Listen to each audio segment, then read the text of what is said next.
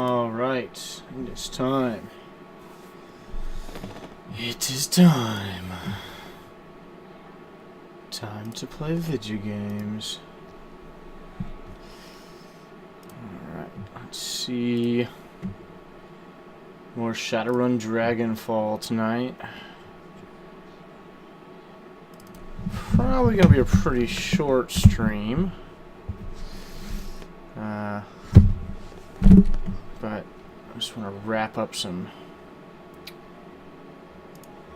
things.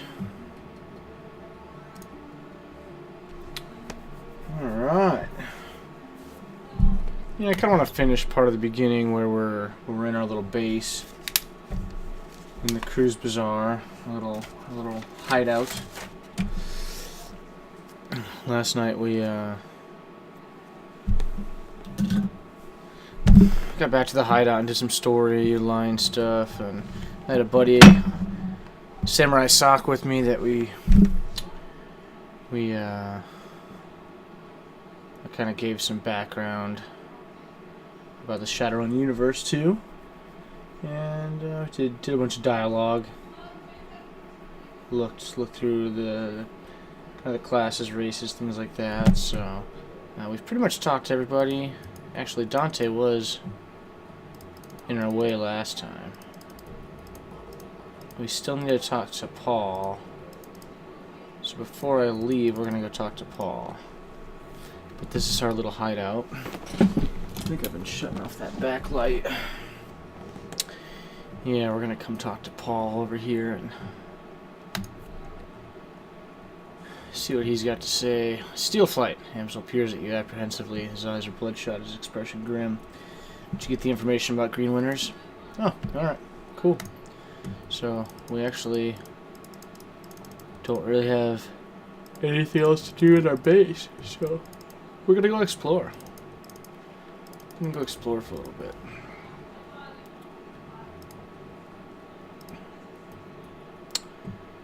Alright. So, looks like the import shop is our front.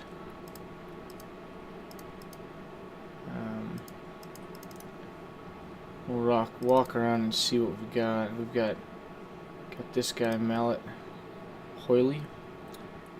The dwarvish tech vendor smiles at you with practiced ease, her almond eyes twinkling with a glare from a dozen trade screens.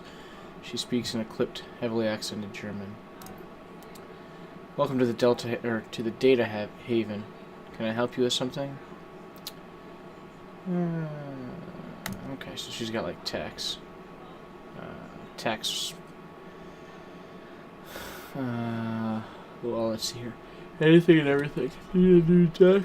New software, perhaps? I'm your girl. She taps a painted fingernail against the molded plastic of her data jack. Or maybe you're a trigger like I am. Perhaps I can interest you in a new drone or two. Oh, a rigger, not a trigger. It all sounds whiz. Okay, so we have 1,250 new yen. Looks like, as far as cyber decks go, we currently have the Sony. We can get the Renraku, which we can, in fact, purchase and afford. Drones, you know, if we're a rigger, you can set up these cool drones, like attack drones.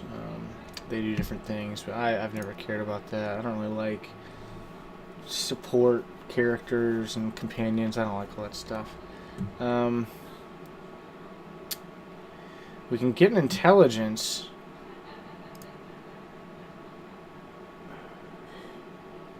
Matrix Courier Armor too. We'll take a look at the armor. I may purchase that, actually. The consumables, I'm not going to mess with any of these. These kind of... I don't like consumables. Like, you can create these, but, you know, obviously they're gone. And that's like over half my money there. Programs are good. It's good to have some programs in your cyber deck. We'll kind of deal with that later.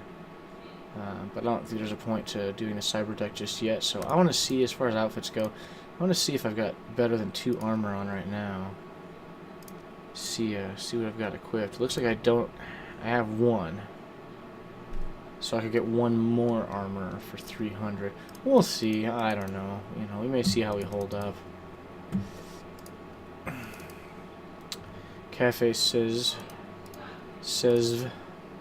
Which that's actually where the quest is, but I don't want to go there just yet. I still want to explore some more. David. Let's talk to David. A pair of round eyes peer up at you from under the hood of a grime-smeared winter coat.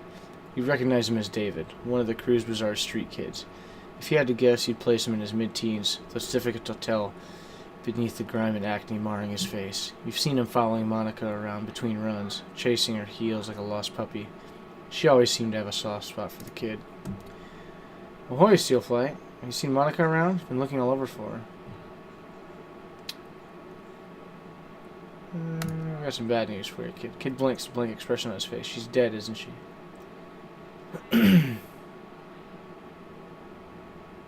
Sorry, kid. We all are. I think I want to be alone right now. Yeah.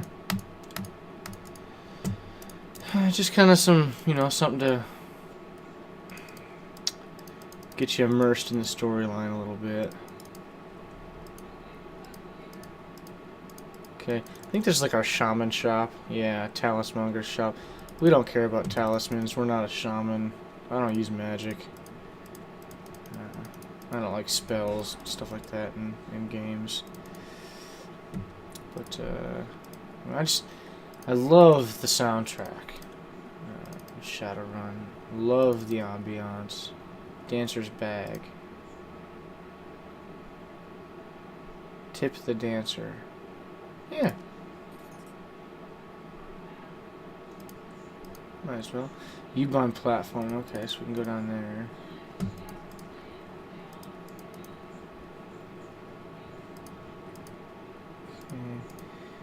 Got some guys around the barrel fire. Oh, Gunnery Metbach. I think this guy has weapons. Romani Patriarch is an impressive figure, an enormous man in his late 60s, burly and broad-chested despite his age. His voice is deep and resonant, and his breath is heavy with the stench of pipe tobacco. Gotta grab my my slippers.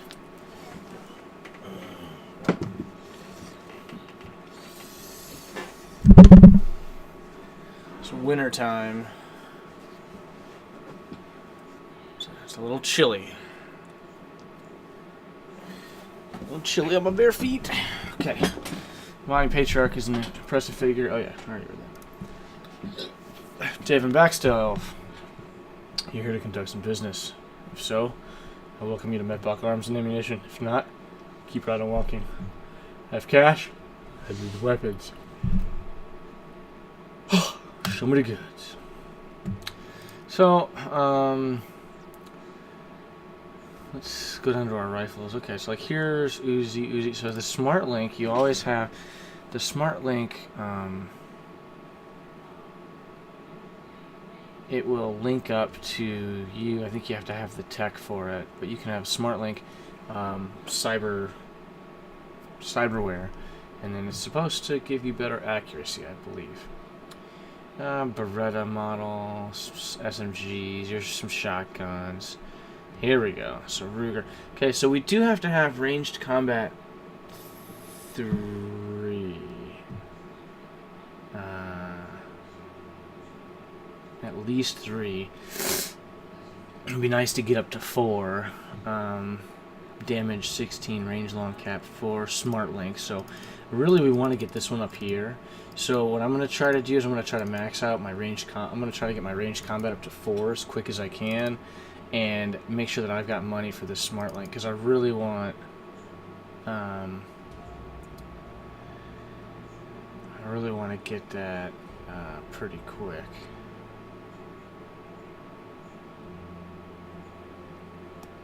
The Semapal VZ88V, that might be like be able to do like an assault rifle. It does say assault rifle, but I don't know. It's tough because okay.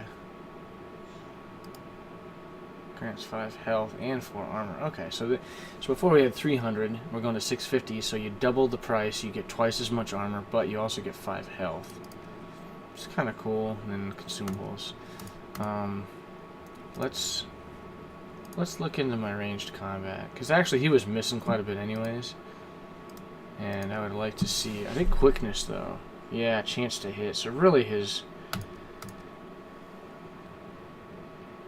We do need to get that up. Okay, so I've just spent all my karma on chance to hit and rifle, which I'm happy with because I do want to be able to... I should have more accuracy now, which I was having a problem with before. Sack Flash. Self has clearly seen better days. His skin is weathered and emaciated, as though it had been stretched too tightly over his frame. Track marks line the crooks of his arms, and dirty bandages wrap his knuckles. Despite all this, he seems cheerful enough. The elf fixes his twinkling, bugged-out eyes on yours and offers you a broad smile, displaying a set of impossibly white teeth. When he speaks to you, his voice is surprisingly deep. Guten Tag, mein Freund. You here for some magic? Because Zack Flash, he gestures at himself with a dramatic flourish, is your magic man. No thanks, I'm on my way. We don't do no damn magic. We don't do no damn magic. Okay, I think this is the street dock. Yeah, that's where you can get fixed up. That's where you can also get your cyberware. When you purchase your cyberware, you can get it installed there, I think is how that works, if I remember right. Simi. Warming herself in the dim light of a dying street lamp is a waif of a girl who looks far too worn for her years. The Mother Superior, she says there will be 7 for me to care for. I need to see to them. 7 what? What do you have to care for? The captain's children. The Mother Superior says there are 7. She says I'm to be governess to the children. You notice a chipjack poking out beneath the young woman's unruly hair. The vacant look in her eyes marks her as a likely BTL junkie, lost between reality and any number of better-than-life virtual constructs. I need money to get back to them. This story sounds familiar. Captain Von Trapp is very well known and respected. The poor dear lost his wife and the children, their mother. A child should not be without a mother, and a mother should not be without a child. Have you seen the captain? Do you know Monica? Monica? She one of the sisters at the Abbey? No, wait, Monica. A flicker of recognition fights through the haze in the young woman's eyes. Yes, Monica, she's good to me. Brings me food to eat and tea to drink. I'm afraid I have some bad news. Despite the woman's persistent delirium, she seems to glean meaning from your tone. She died? I'm sorry, she did. The girl grips her head with claw-like hands, tugging at her hair as if she might pull her brain out through her skull. Matt?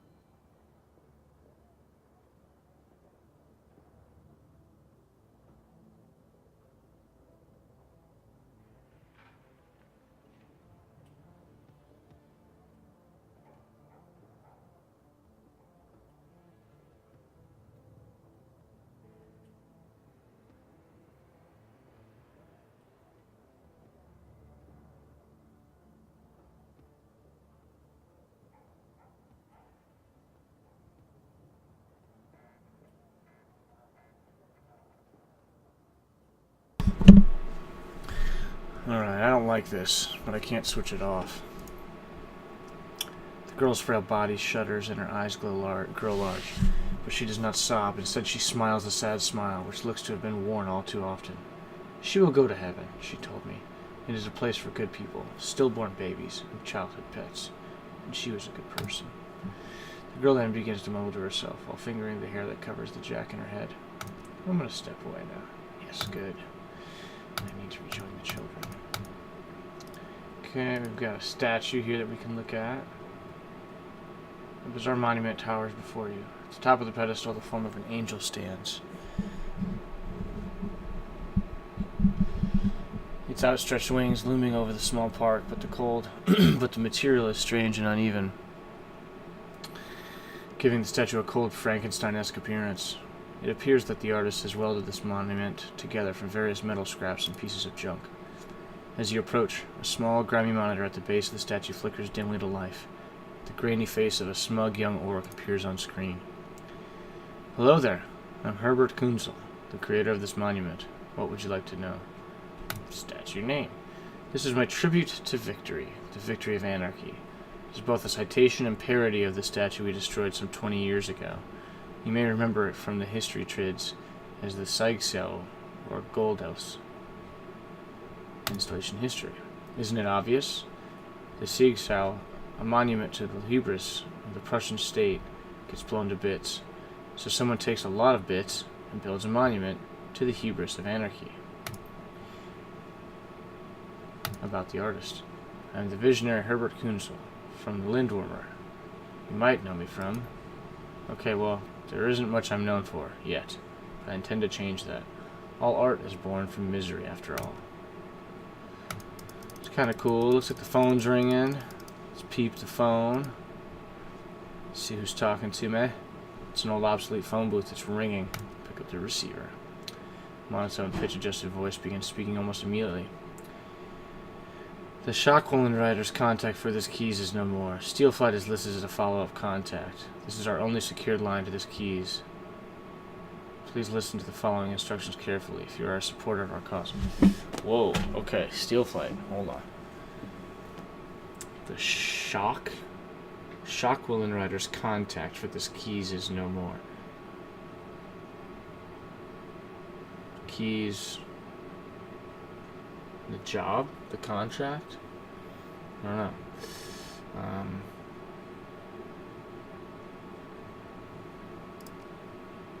We have phone booths in strategic locations throughout the city. Within each one you may find a request posted for specific information. If you can obtain a copy of this information, return here and submit it via the port below the receiver. We will verify the authenticity of the information remotely and post an undoctored copy of it onto the matrix ourselves. It is our stated goal for this information to remain free to all. However, you will be compensated for sought-after information. Return to this location. The line goes silent. Making money, spending G's. So that's an opportunity for us to make some money. Like, I mean, just look at how gorgeous the animation is in this. I mean, and you got the snow falling.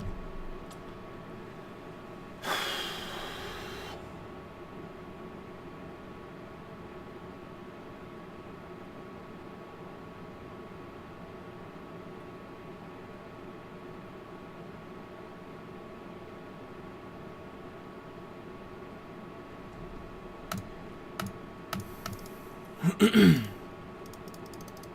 think we already walked. Yep, there's the guy with the guns. There's where we started. There's the U-bound platform, which we've already done. Donations for the soup kitchen has slowed Samuel. I'm not surprised. Altruism often comes with an expiration date. Lane. Lane, before you stands a troll. Though it is a stretch to say he is standing at all. His great mass is barely held upright by two vintage prosthetic legs, along with a crutch under one arm. There's not a crutch under one arm. His body clicks and hums with every shift of his weight. Despite these disabilities, his eyes are sharp and calculating. I know you. If you know Monica. Sure I know Monica. You one of hers then? Something you should know about Monica. Something happened to her on the run. I'm afraid so. There've already been whispers.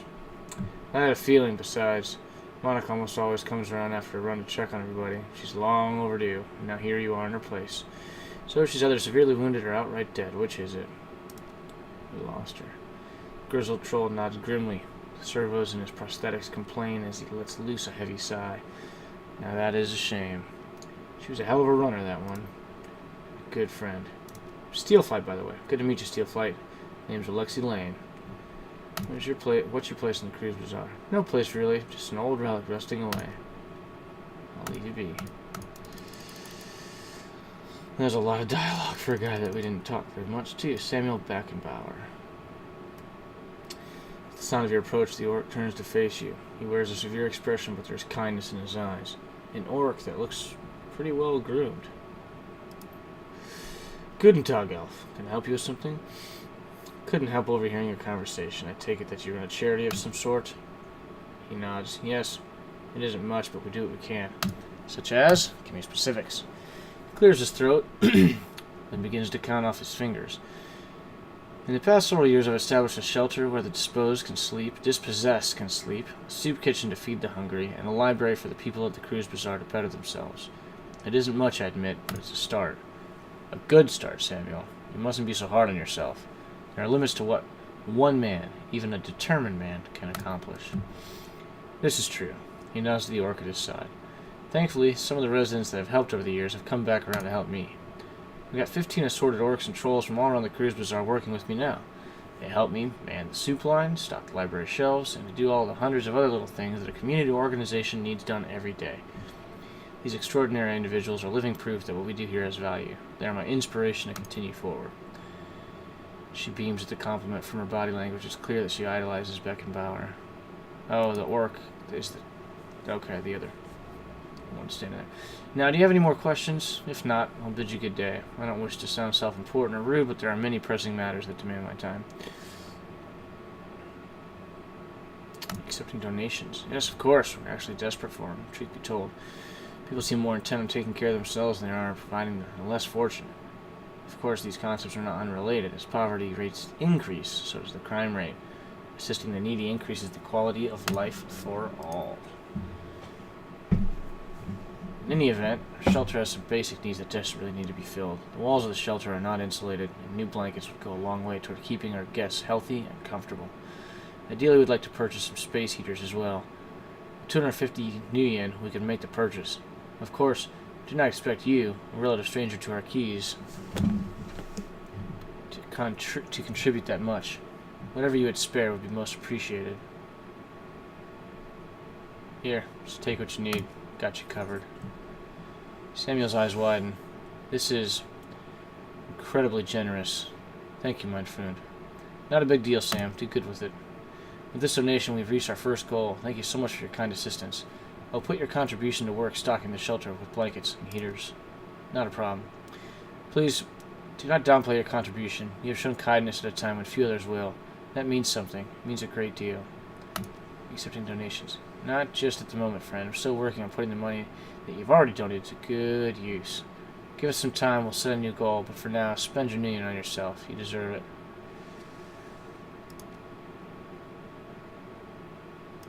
Okay. So we're set there. I think I will jump in. I think I'm going to get like kind of up to the next mission if I can. I really need to go to bed. This is a crazy, crazy day. But yeah, maybe like another 10 minutes. Okay, let's see if we can walk around. There's nobody to talk to except for this guy and that guy. Jan Goldschmidt. Jan Goldschmidt. Hello, my friend. The voice that comes from the man in the chair is as enormous as its owner. A deep, booming roar, dripping with unrestrained mirth. A fine day for a soy calf, yes? I think he's going to interrupt me. From the back of the store, the voice of the shopkeep cuts you off. Don't mind the fool in the chair. He roars like a traumatized walrus, stewing all day in his own sweat. The man behind the bar glares at Goldschmidt, his upper lip curled in disgust. I tolerate him only because he takes his soy calf by the bucket. Goldschmidt responds with a raucous belly laugh. Raucous? Raucous? Don't know that I've ever used that word before. Apparently he finds the shopkeeper's insults to be hilarious. Ah, Altug, mein Freund. You're as quick-witted and sharp-tongued as ever. I bow to you. If you wouldn't mind... Once again, the shopkeep cuts in. To bow to me, you would first have to vacate your chair. The shopkeep claps his hands together, clasping them in front of his chest. I shall summon a team of determined young men and an ox to assist with the task. With luck, you will be on your feet by nightfall. Goldschmidt smiles up at you, his small eyes glittering. Enough of this senseless bickering. You have approached me for a reason, yes? Tell me, what can Jan Goldschmidt do for you?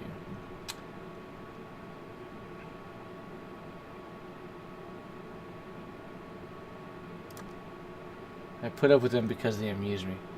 The fact that they amuse me infuriates my dear friend Altug, who in turn hurls more insults. Goldschmidt raises a soy calf cup in salute, and thus the cycle continues. It is 2 years now that I've been your customer, yes, Altug? 2 years of soy calf and strained patience, yes. And I remain happy, and Altug makes money. An ideal business relationship. That all sounds perfectly healthy. Take care, Jan. Goldschmidt gives you a deep nod, his jaws quivering. Until next time, my friend. Okay, now we're going to talk to Altug. The man behind the counter looks right past you, and at the dog following close behind. Dante! I'll fetch his water dish, and perhaps a coffee for our friend here? Yeah, I'll take a coffee. The Turk looks disgusted. Very well, a soy calf. He tisks to himself. Menu board. Special today is a caramel soy calf. Alright.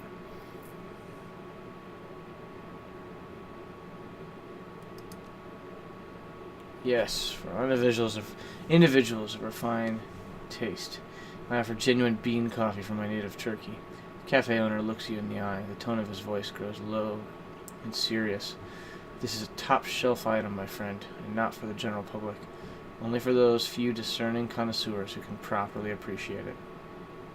Tell me about the Turkish coffee. It is hand-picked by my family in Turkey, a true delicacy of the Sixth World.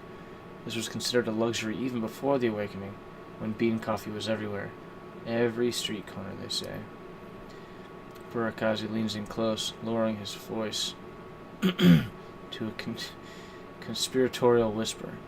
Long hours in the shop have perfumed his body with the commingled scents of coffee, incense, and applewood tobacco. Trust me, if your coffee experience has been limited to soy calf, you must not deny yourself this opportunity. You will see God. Alright, you sold me. How much? It's a specialty item, delivered at some cost. You cannot part with it for less than 50 million a cup.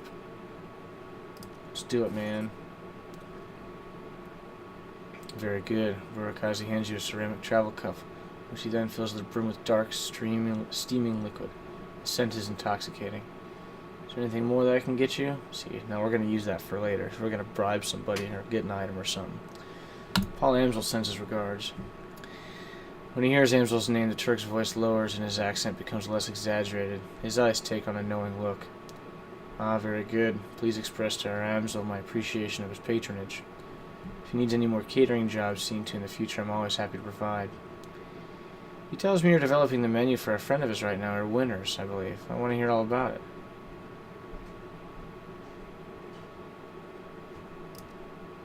Yes, yes, of course, a wise one. Come, come. Kami, come. A young woman, Cami must be this woman that's going to show up. A young woman bustles in from the back room. Her gum chewing is loud enough to hear over the noise of the coffee grinders. Burakazi spits something out in rapid-fire Turkish. As you wish, uncle. I'll see to it right away. Cami offers you a shy grin, snaps her gum, and hurries back into the room that she came from. My girl Cami is arranging to make contact with the chef as we speak. This will likely take some time. My chef is a busy man. While we wait, I wonder if you'd be so kind as to run a small errand for me.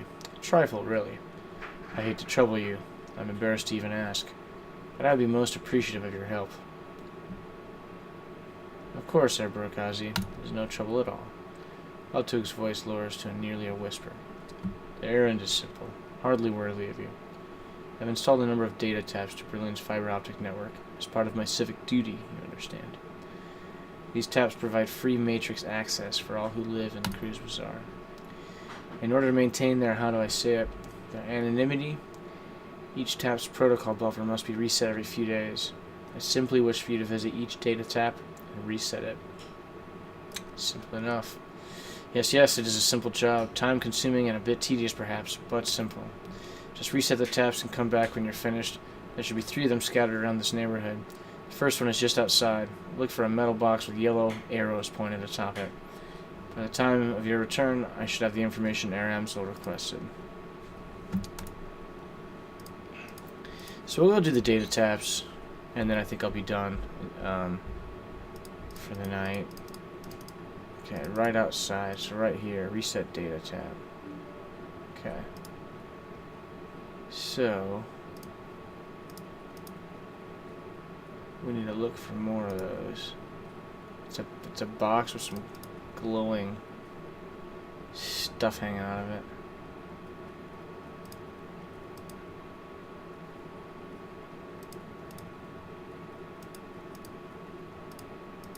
Okay, so we know there's not one through there. So now we'll come over this way.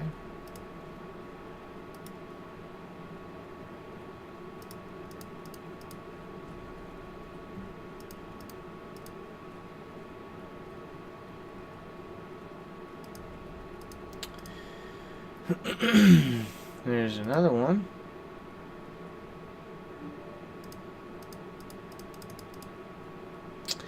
You know, really, I guess now that I'm thinking about it, he probably just wanted us, we're just supposed to explore the town. You know, but I always, pretty much almost always, explore on my own and try to, you know, see.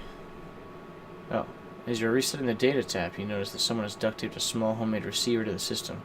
An earplug dangles from the receiver. Put the earplug in your ear. The sound of heavy machinery makes it difficult to hear the words that are being spoken. After a moment, you find you can make out two distinct voices. A nasal woman who sounds like a heavy smoker, and a man who speaks in a high-pitched, breathy tone. Just heard Monica. Need to verify. Good for us. Keep listening. The sound like a conveyor belt starting adds to the noise of machinery, and you can't make out anything else until it comes to a stop a minute later. Think our next step? Wait. Isn't ready to make a move yet. To be patient. See who steps up. Could be someone more. More conveyor belts start up. All you can hear is the sound of machinery. Some sort of motorized vehicle starts up, drowning out everything else. The bell rings loudly again and again. It sounds like a telephone. You hear the sound of a door slamming shut, and the noise of machinery suddenly muffled. There's a rattle of plastic, and the ringing stops.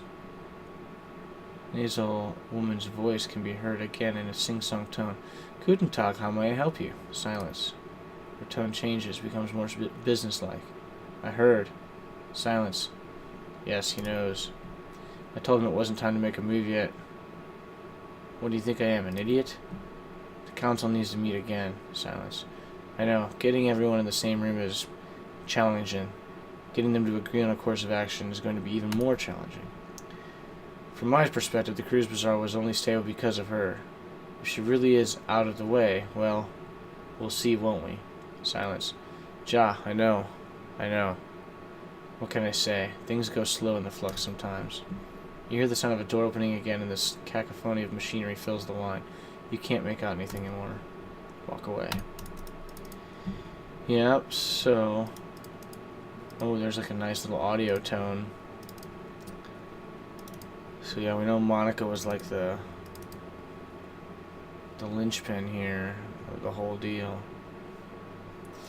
Well, let's shoot down here, and then I'll save it, and I'll be able to pick up the stream. Hopefully tomorrow I should have more time, and Sunday even more time. So